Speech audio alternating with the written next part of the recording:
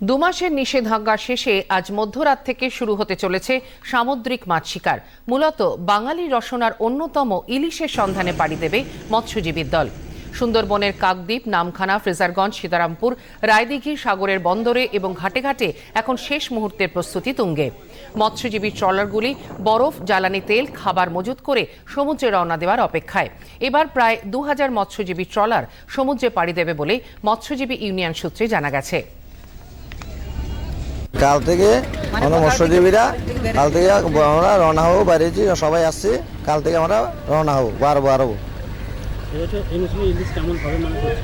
এবছর দেখি কিরকম এখন গঙ্গের ইচ্ছা ওখানে যাবো। এবার ঠাকুর কি যদি যখন যাই এবার দেখবো। 15 তারিখ আগামী জাল, দড়ি,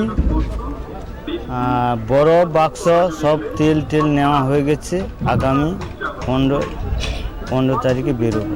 এই তেল বরফ উঠলে আমরা ঘন্টা 2 পর ছাড়বো এখান থেকে, গিয়ে কালীস্থানীয় নগরে থাকবো। স্যার আমরা তো ইলিশ জাল যাই না, আমরা ওই লোটে জাল ধরি, লোটে মাছ এইটুকু আমরা। সুন্দরবন সামুদ্রিক মৎস্যজীবী শ্রমিক ইউনিয়নের সম্পাদক সতীনাথ পাত্র বলেন, সরকারি সব নিয়ম মেনে রওনা দিতে প্রস্তুত মৎস্যজীবীরা। নৌকায় ভারতের জাতীয় পতাকা এঁকে রাখতে হবে।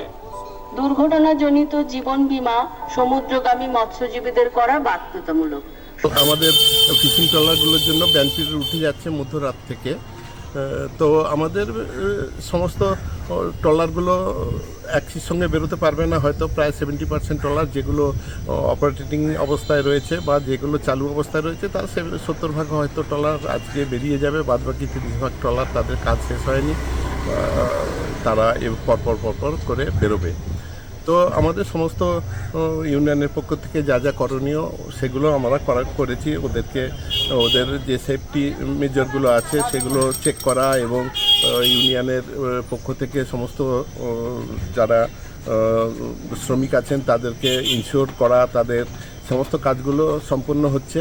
এবং গভর্নমেন্টের পক্ষ থেকেও প্রত্যেকটি ঘাটে ফিশিং যেসব ইয়েগুলো রয়েছে, ল্যান্ডিং সেন্টারগুলো রয়েছে, সেখান থেকেও প্রচার করা হচ্ছে যাতে তারা সমস্ত যে নিয়ম কানুনগুলো রয়েছে মাছ ধরার বা সেফটির জন্য যেসব এগুলো রয়েছে সবগুলো গভর্নমেন্টের তরফ থেকেও প্রচার চালানো হচ্ছে।